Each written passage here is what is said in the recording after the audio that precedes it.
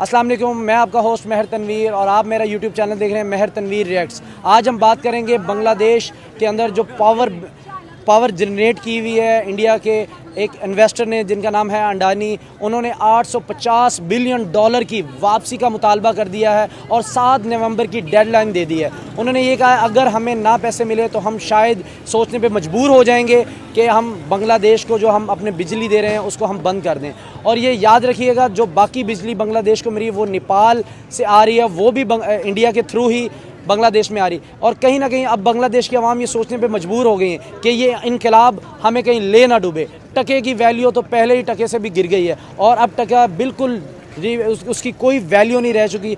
आप इस सारे सिनेरियो में बांग्लादेश को कहाँ आप रीड कर रहे हैं? देखिए ऑब्वियसली बात है, बांग्लादेश की अगर बात कीजिए तो बांग्लादेश का जो पीछे सिक्का में चलता नजर आया था, जैसे इंडिया की तरफ से सपोर्ट आई थी बांग्लादेश को। नो डाउट बांग्लादेश जो पाकिस्तान से ही लागू हुआ है, लेकिन पाकिस्तान की तरफ माइल नहीं था, ठीक है। इंडिया की सपोर्ट थी, इंडिया के इन्वेस्टर्स थे, इंडिया की इंडस्ट्री थी सारी वहाँ पे। उसके बाद सबसे बड़ी बात यहाँ पे ये थी, एक इंडियन प्राइम मिनिस्टर थी वहाँ पे, हसीना वाजिद आई थिंक नाम था उनका, ठीक है। तो देखिए आप, नहीं इंडियन प्राइम मिनिस्टर नहीं थी, वो बांग्लादेश की थी। नहीं बांग्लादेश की प्राइम मिनिस्टर, लेकिन थी वो इंडियन कम्युनिटी थी ना, लाइक एक इंडिया से बिलोंग करती थी बेसिकली वो। क्योंकि जब वो देखा वहाँ पे एक माजरा तय पाया गया तो वो इंडिया ही भागी सबसे पहले। कहीं अमेरिका ने उनको असाइलम नहीं दिया, वो इंडिया में असाइलम दिया ना उन्होंने। तो आप ये देखें इंडियन भी इनफैक्ट उस चीज असाइलम से बहुत नाखुश थे कि क्यों किया गया, ठीक है। उनका मुल्क है, वहाँ की प्राइम मिनिस्टर वापस जाके टेक ओवर करें, अपने मुल्क को संभाले। आप नहीं समझते कि बंगाली इस चीज़ पे बड़े ज़्यादा बांग्लादेश वाले पछता रहे होंगे कि हमने इनकलाब कर लिया? वो इनकलाब उनका फ़ायदा करने की बजाय उल्टा नुकसान पे नुकसान हो रहा है। देखिए मैं आपको एक सिंपल सी बात बताता हूँ, एक जो कौम होती है ना वो अपने जज्बात से के साथ चलती है। वो ये नहीं सोचती कि हमारे मुल्क का क्या बेनिफिट होगा, हमारे मुल्क का क्या नुकसान होगा।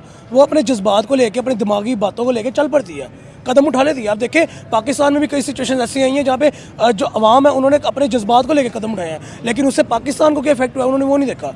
एक जो मुल्क पूरा कम्युनिटी मुल्क है ना, पूरा मुल्क कम्युनिटी है, ठीक है। अब एक मुल्क का सरबराह है, ऑब्वियसली बात है उसने पंजाब को भी देना, उसने KPK को भी देना, उसने बलोचिस्तान को भी देना, उसने कराची सिंध को भी देना। उसने सिंपल पंजाब को देख के नहीं कदम उठा लेना, ठीक है। वज़ीर-ए-आज़म का काम है पूरे मुल्क को देखना, ठीक है। अब देखिए उनका जो वज़ीर-ए-आज़म था हसीना वाजिद, वो पूरे मुल्क को लेकर चढ़ी नहीं। उन्होंने इनकलाब, उन्होंने जो भी सिचुएशन हुई वहाँ पे, जो भी निज़ाम हमें देखने को मिला, वो प्राइम मिनिस्टर की सीट से हट गई, असाइलम लेके भागी अपने मुल्क से, ठीक है। उसके बाद देखिए मुल्क में क्या कैसा फॉल गिरा मुल्क नीचे उनका, कैसे जो एक टका इंडस्ट्री उनकी तबाह हो चुकी है। देखिए एक टका जो 3 रुपये का हो गया हुआ था, वो टका फिर कहाँ पे आगे गिर गया, ठीक है। आप सबसे बड़ी बात यहाँ देखिए, आपकी करेंसी कितनी डीवैल्यू हुई है, ठीक है। आपकी करेंसी को जो उन्होंने मेंटेन किया था, आपकी इकोनॉमी को जो उन्होंने मेंटेन किया था, वो किस तरह डीवैल्यू होकर नीचे गिरी है, ठीक है। आप क्या समझते हैं कि इंडिया को वेंटिलेटर पे डाल दिया बांग्लादेश ने? बिल्कुल ही वेंटिलेटर पे डाल दिया। इंडिया को नहीं डाला, बांग्लादेश को डाला इंडिया ने। अब देखिए ऑब्वियसली बात है, एक मुल्क के अंदर आपकी इंडस्ट्रीज जो है वो सारी इंडियन इन्वेस्टर्स की हैं, ठीक है। जैसे आपने कहा अडानी की इंडस्ट्री है, वहाँ पे पावर प्लांट है जो बिजली सप्लाई कर रहा है। अब देखें वो अगर उस बांग्लादेश के पास तो कख भी नहीं डाला। अब आपका क्या ख्याल है कि 7 नवंबर की डेडलाइन दे दी है, 850 बिलियन डॉलर्स देने हैं इंडियंस को, क्या आपका क्या ख्याल है बांग्लादेश दे पाएगा? देखिए सबसे पहले मैं आपको बताता हूँ, जो डेडलाइन है ना वो बनती है। क्यों बनती है? बांग्लादेश ने इंडिया से अच्छा नहीं किया, ठीक है। बांग्लादेश ने इंडिया के खिलाफ आवाज़ें उठाई हैं, इंडिया के खिलाफ बातें की हैं, इंडिया के खिलाफ चले हैं, इंडिया के इन्वेस्टर्स को उन्होंने नुकसान पहुंचाया ना। तो ऑब्वियसली बात है, एक इन्वेस्टर अपना नुकसान तो देखेगा नहीं कभी, ठीक है। बिजनेसमैन है, उसने अपने प्लांट को लगाया, अगर किसी भी इंडस्ट्री को लगाया है, उसे रेवेन्यू के लिए लगाया ना, प्रॉफिट के लिए लगाया, उसने लॉस के लिए तो लगाया नहीं है। अब उन्होंने इंडियन इन्वेस्टर्स को लॉस दिया है, उनको ड्रॉबैक दिए हैं, उनके खिलाफ बातें की हैं, उनके ऑपोजिट गए हैं, ठीक है। तो ऑब्वियसली बात है इंडियन इन्वेस्टर्स का बनता है ये करना कि उनको डेडलाइन दी जाए। अब जैसे आपने बताया 850 बिलियन डॉलर्स सिर्फ अडानी के देने हैं बांग्लादेश ने, ठीक है। अभी नेपाल की अदायगी भी बाकी इन्वेस्टर्स को आप पीछे रखें, सिर्फ अडानी की अगर बात करें तो सिर्फ बिजली के 850 बिलियन डॉलर्स छोटी अमाउंट नहीं है, ठीक है। अब बांग्लादेश के पास इतने पैसे हों तो बांग्लादेश अपने आप को डेवलप ना कर ले अपने सर पे। अगर वो उन्होंने बिजली बंद कर दी तो बिल्कुल डूब जाएगा। और नेपाल ने भी अब सोचना शुरू कर दिया है कि हम भी अपनी जो बिजली दे रहे हैं शायद हमारे भी पैसे वहाँ ना डूब जाएं। वो भी सोच रहे हैं कि हम भी बिजली, अगर नेपाल ने भी बिजली और अंडानी ने भी बिजली, यानी कि 100% इनकी बिजली बाहर से आ रही है, अगर इन दोनों ने बिजली बंद कर दी तो क्या आपका ख्याल है कि बांग्लादेश कभी उठ पाएगा अपने कदमों पर? देखिए ऑब्वियसली बात है, मैं आपको जैसे पहले बात की, अगर 800 बिलियन डॉलर बांग्लादेश अडानी के दे सकता है तो बांग्लादेश खुद अपने सर पे खड़ा नहीं हो सकता। तो आप क्या समझ रहे कि आवाम पछता रही होगी कि हमने इनकलाब का नारा लगा के गलती की है? देखिए मैं जो बात करने जा रहा हूँ बेसिकली वो टेक्निकली बात को समझे कि अगर बांग्लादेश अडानी के इतने पैसे दे सकता है तो बांग्लादेश अपने आप को अपने पाँव पे खड़ा कर सकता है इंडिपेंडेंट। अगर उनके पास पैसे नहीं है देने को, अब इसका हल क्या है? बांग्लादेश कैसे निकल सकता है इस सारी सिचुएशन से? इसका हल सिंपल सा ही है, जो पॉलिटिक्स इन्होंने खेली है उसको भुगतने, ऐसे ही ठीक है, या फिर पाँवों में गिर जाए यहाँ के दोबारा हसीना वाजिद। नरेंद्र मोदी के पाँव में गिर जाए। नरेंद्र मोदी के क्यों गिरना है भाई? आपके मुल्क का प्राइम मिनिस्टर जो है वो हसीना वाजिद था, हसीना वाजिद ही ना, उनके पाँव में जाके उनसे माफी तलब करें। हाँ, उनका भी कंसर्न है कि वो नरेंद्र मोदी से अपनी बात को शेयर करें, कंसर्न लें, मशवरा लें या ना लें। लेकिन वो फैसला कर चुकी हैं कि हमने कभी भी अब बांग्लादेश में नहीं आना, फिर हमने बांग्लादेश की देखिए, पॉलिटिक्स में नहीं मैं आना, आपको बताता हूँ। बांग्लादेश की आवाम की जो हमने खिदमत की थी उन्होंने इसका ये सिला दिया। उनके बेटे का स्टेटमेंट आया था कि हम कभी भी अब बांग्लादेश की आवाम जिम्मेदार है, जो भी बांग्लादेश के साथ होगा उसका हमारे ख़ानदान से हमारी किसी भी तरह का कोई ताल्लुक नहीं, चाहे बांग्लादेश तबाह हो जाए चाहे बर्बाद हो जाए, हमारा कोई लिंक नहीं। बड़ा सख्त किस्म का हसीना वाजिद के बेटे का स्टेटमेंट जारी हुआ था कुछ दिन पहले। देखिए ऑब्वियस बात है, मैं आपके साथ बुरा करूंगा, आप मेरे अच्छा तो कभी नहीं सोचेंगे। ऐसे ही है। ये एक गिव एंड टेक है ना, अच्छा गिव एंड टेक होगा, गिव होगा तो अच्छा टेक आएगा, अगर बुरा गिव होगा तो बुरा ही टेक आएगा। अब यहाँ पे पॉइंट यहाँ पे ये राइज होता है कि बांग्लादेश को के पास वो वापस क्यों है, जब बांग्लादेश ने उनको इतना एक ऑपोजिट, एक नेगेटिव रिस्पॉन्स दिया गया है, उनकी मेंटालिटी के लिहाज से ऑपोजिट चले हैं, जैसे वो बांग्लादेश को दिन ब दिन ऊपर उठा नहीं बहुत दिए, तगड़ी ग्रोथ हो रही थी एशिया वो उन्होंने अपने फैसले जज्बात में आगे लिए, उन्होंने अपने फैसले पाकिस्तानियों की नज़र में लिए, ऐसे ही। ठीक है, पाकिस्तानी पब्लिक की तरह लिए ना। देखिए इंडिया के बिजनेसमैन अपने मुल्क से बाहर दूसरी कंट्री में बिजली के पावर प्लांट लगाकर वहां जाके बिजनेस, और हमारे पाकिस्तान में अपनी मैं आपको सवाल समझ गया, मैं आपको बताता हूँ। आपने एक बात की है, इंडिया के जो इन्वेस्टर्स हैं अपने मुल्क से बाहर नहीं, इंडिया के इन्वेस्टर्स कोई भी आप उठा दें, अपने मुल्क से बाहर इन्वेस्ट नहीं कर रहे। बांग्लादेश में उन्होंने पावर प्लांट लगाया ना जाके। मैं बताता हूँ, अबानी देख लिया उनका उसके अपनी इन्वेस्टमेंट अपने मुल्क में है, अडानी देख लें उसकी इन्वेस्टमेंट अपने मुल्क में है, रतन टाटा उसकी इन्वेस्टमेंट अपने मुल्क में है, ठीक है, क्यों है? इंडिया में बाहर से इन्वेस्टर्स आते हैं प्लांट्स लगाने, ऐसे ही है। इंडिया वाले बाहर नहीं जाते प्लांट्स लगाने, ठीक है। बिल्कुल। आप बांग्लादेश की बात करें, बांग्लादेश में क्यों लगाया गया प्लांट, क्यों इन्वेस्टमेंट की गई? सिर्फ हसीना वाजिद की वजह से, ऐसे ही है। क्योंकि वहाँ पे नरेंद्र मोदी की सपोर्ट नजर आ रही थी, नरेंद्र मोदी की वजह से वहाँ पे सपोर्ट में गया। सही है। उन्होंने बांग्लादेश को बाहर का मुल्क नहीं समझा। बांग्लादेशी अवाम कुछ इस तरह कह रही है कि हम अब नरेंद्र मोदी की तरफ देख रहे हैं कि हमारी वो हेल्प आउट कैसे करते हैं, $850 बिलियन अडानी के वो हमें माफ़ करवाएंगे या हमें क्या, हमारे साथ ये बिजली बिल्कुल हमें रात के अंधेरों में डुबा दिया जाएगा। नरेंद्र मोदी को मैं बहुत बेहतरीन तरीके से जानता हूँ, मैं उनका बहुत बड़ा फैन हूँ, इस वजह से आप नरेंद्र मोदी के फैन हैं? मैं उनका बहुत बड़ा फैन हूँ, मैं उनके ऊपर रिसर्च करता रहता हूँ बैठ के। सही है। नरेंद्र मोदी की जो एक माइंडसेट है ना, वो दोस्ती, वो भाईचारा, वो आपस में बेहतरी के ताल्लुकात, एक दूसरे के साथ इन्वेस्टमेंट करना, ट्रेड करना, ये है। उन्होंने देखा नेपाल वालों ने उनसे बिजली मांगी और नरेंद्र मोदी ने नेपाल के अंदर ही पावर प्रोजेक्ट लगा दिया, और फिर नेपाल की तरफ से पैगाम आया कि हमारे पास बिजली बहुत ज़्यादा हो चुकी है, वो बिजली उठा के नरेंद्र मोदी ने बांग्लादेश को दे दी। यानी कि नेपाल और बांग्लादेश में आपस में उन्होंने तिजारत करवा ली और ख़ुद उसमें से ज़रा बेनिफिट नहीं लिया। छोटे अपने जो पड़ोसी मुल्क हैं उनके साथ इस तरह नरेंद्र मोदी का ताउन है। और वो हमारे मुल्क में देखें, हम 20 घंटे की लोड शेडिंग कई बार बर्दाश्त कर चुके हैं, अभी भी हम 8 से 9 घंटे जो हमारे देहाती गाँव हैं वहाँ पर हम इस तरह बर्दाश्त करें। और एक इंडिया है जो अपने मुल्क के बाहर जाके दूसरे मुल्कों में भी बिजली दे रहा है और नेपाल जैसे मुल्क को भी ग्रोथ करवा रहा है। और बंगालियों को तो बहुत ज़्यादा सपोर्ट थी इंडिया की, अब वो उनको सपोर्ट किस हद तक नरेंद्र मोदी कर सकता है, क्योंकि पब्लिक का बहुत प्रेशर है इंडिया की का, क्योंकि इंडिया के उन्होंने झंडे को जलाया, तिरंगे को जलाया उन्होंने, फिर उन्होंने हिंदुओं को 30,000 हिंदू बांग्लादेश में रहते हैं, उन्होंने अभी स्ट्राइक की तो, लेकिन अभी बांग्लादेश ने कुछ नहीं किया, इससे पहले उनके घरों को तोड़ा जा रहा था। तो अब नरेंद्र मोदी भी तो कहीं ना कहीं फंसे हुए अपने पब्लिक के प्रेशर में।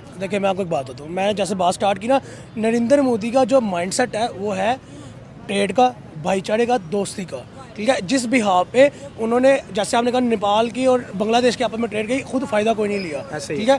क्यों फायदा लेते भाई? उनके पास कोई थोड़ा है, उनके पास कोई कमी है नहीं, उनका मुल्क, उनका इंडिया ऑलरेडी, उनका देश जो है वो ऑलरेडी दुनिया की बड़ी 5वीं इकोनॉमी है, तीसरी की राह पे गामजन है, ठीक है। वो बेनिफिट लेते तब अच्छे लगते हैं जब उनका मुल्क खुद माशरत में शिकार हो, ठीक है, नहीं है। ऊपर से दूसरी बात, उनका एक माइंडसेट है कि अपने नेबर कंट्रीज जो हैं उनके साथ इतना आप क्लोज यूनियन बना लो कि अमेरिका जैसी सुपर पावर जो है वो आपके सामने डरे, ठीक है। और वो इस काम को कर रहे हैं। चाइना के साथ देख लें आप, मुझे बताएं उनके जो भी कन्फ्लिक्ट नजर आता है, कोई है उनके साथ दुश्मनी का मामला? नहीं है, तिजारत नहीं उन्होंने रोकी अपनी, दुश्मनी का मामला नहीं है, नेपाल के साथ नहीं है, बांग्लादेश के साथ नहीं है, अफगानिस्तान के साथ नहीं है, ठीक है। सिर्फ एक पाकिस्तान के साथ टसल नजर आती है, वो भी एक पॉलिटिकल स्टेटमेंट्स के तौर पे, ठीक है, वो भी सिर्फ सोशल मीडिया के तौर पे, ठीक है। अंदर अंदर नरेंद्र मोदी शहबाज शरीफ के घर शादी पे भी आए हैं, ठीक है। अब जयशंकर भी पाकिस्तान आए हैं, ठीक है। यहाँ से अचानक से दौरा भी मोदी ने अफगानिस्तान से उतरते हुए सीधा रायबंद गए। हाँ, फिर मैं वही बात कर रहा था कि पाकिस्तान का एरिया भी इस्तेमाल किया जाता है उनके जेट के लिए। ऐसे ही है। जो हमारी टसल्स है ना बेसिकली पाकिस्तान की और इंडिया की, वो सिर्फ पॉलिटिकल स्टेटमेंट्स है। अच्छा, आपको नहीं लगता कि इन सारे हालात में पाकिस्तानी जो हमारे सियासतदान हैं उनको फ्रंट फुट पे आके यहाँ से फ़ायदा उठाना चाहिए कि वो यहाँ पे आके इंडिया से तिजारत की बात करें, जब वो देख रहे हैं कि बांग्लादेश के साथ इनके मामला काफ़ी ख़राब है, क्योंकि ये सियासी मामला इस तरह के होते हैं कि आप इससे फ़ायदा उठाने की कोशिश करें। लेकिन मेरा नहीं ख्याल कि पाकिस्तानी कोई भी इतना सियासतदान अकल रखता हो कि जो आगे फ्रंट फुट पे आके इस पर बात। इसका जवाब इस तरह दूंगा कि आपने कहा इंडिया से फ़ायदा उठाना चाहिए, ठीक है। नरेंद्र मोदी की तरफ से कई बार एक बार नहीं कई बार दोस्ती का हाथ बढ़ा है। क्या हुआ, हमारे पॉलिटिशियन जो थे पॉलिटिक्स जो हमारी है उनकी तरफ से क्या स्टेटमेंट्स आई, ठीक है, आपको ही पता मुझे ही पता। नरेंद्र मोदी का वैसे ही भाईचारा, मैं जैसे पहले कहा भाईचारा दोस्ती की तरफ उनका हाथ बढ़ता ही बढ़ता है, लेकिन जहाँ तक आपकी बात है हमारे पॉलिटिक्स जो है, हमारी जो पॉलिटिक्स है पाकिस्तान की, हमारे जो पॉलिटिशियंस हैं वो कहाँ पे लैग कर रहे हैं।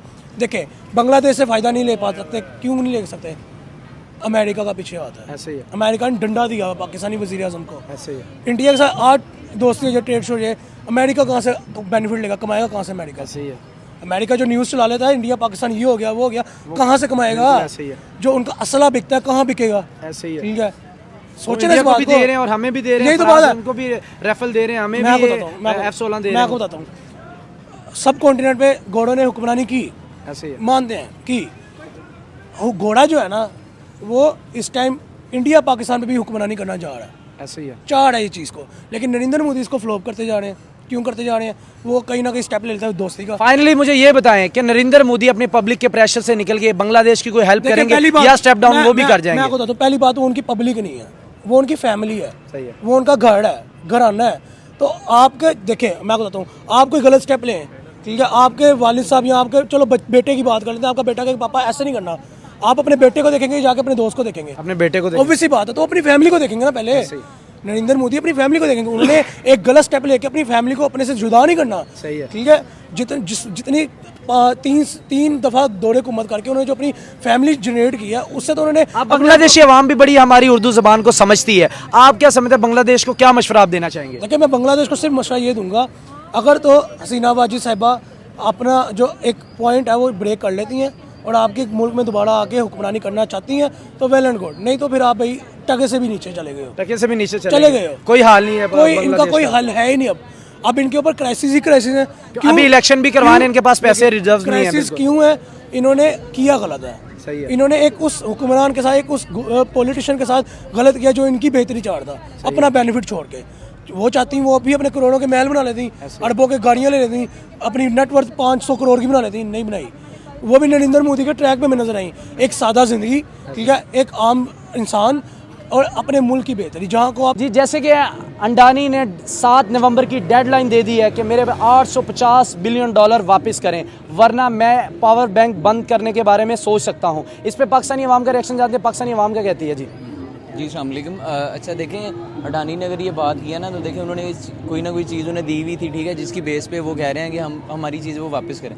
ओबियसली उन्होंने वहाँ पे इन्वेस्ट किया हुआ था और जब से इनका इनकलाब आया है तो उनके अंदर जो एक चीज़ थी कि ना हमारा इनकलाब आ गया, हम पता नहीं क्या बन गए हैं, तो ओबियसली उन्हें याद रखना चाहिए था कि हमारे ऊपर कुछ एहसानात हैं कुछ लोगों के, तो जिस वजह से हम जो है वो हमारी कंट्री चल रही है। और अगर उन्होंने ये चीज़ वापस लेने का, पैसे लेने का कह दिया तो मैं समझता हूँ कि अडानी को बड़ेपन का मुजाहरा करना चाहिए, पैसे वापस नहीं मांगने चाहिए। लेकिन अगर मांग लिए हैं तो इस टाइम बांग्लादेश की सूरत हाल जो है वो आपके सामने है कि वो कह रहे हैं कि प्लीज़ हमारे साथ आप ऐसा ना करें, क्योंकि अगर वो पैसे वापस लेंगे तो ओबियसली इनकी इलेक्ट्रिसिटी जो है वो उस पर चल रही है, ठीक है। तो अगर वो इलेक्ट्रिसिटी बंद होती है तो मैं समझता हूँ कि आधे से ज़्यादा बांग्लादेश जो है वो अंधेरे में डूब जाएगा। तो कभी भी कोई कंट्री ये नहीं चाहती कि हमारी जो है वो इलेक्ट्रिसिटी या हमारी जो पावर इंडस्ट्री है वो बंद हो, क्योंकि इलेक्ट्रिसिटी का ताल्लुक सिर्फ घर की बिजली के साथ नहीं है, पूरी कंट्री के जो मामलात होते हैं वो उसके साथ चल रहे होते हैं। ऑलरेडी उनकी 50% वैसी इंडस्ट्री इनकलाब के बाद बंद हो चुकी है और जो बाकी बिजली बचती है वो भी नेपाल से इंडिया के रास्ते से ही आ रही है।